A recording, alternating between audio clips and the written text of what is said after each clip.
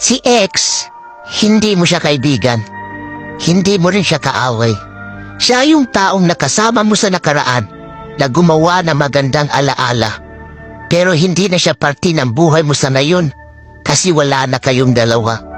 Pwede siya yung dahilan kung bakit nasaktan ka ng sobra-sobra.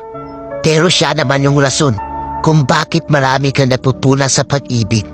Kaya kung babalik man siya ulit sa buhay mo at magpaparamdam ulit, it's your choice. Kaya paano ka mabubuo ulit ang sarili mo kung tatanggapin mo yung tao na sumira ng pagkatao mo? Kaya lagi mong tatandaan, kaya lapis ang gamit ng mga bata para ipaalam sa kanila na ang mali ay pwede pang itama. Kaya naman ballpen ang gamit natin para ipaalam sa atin na hindi na tayo bata, na para ulit-ulitin pa ang pagkakamali na hindi na natin kayang burahin.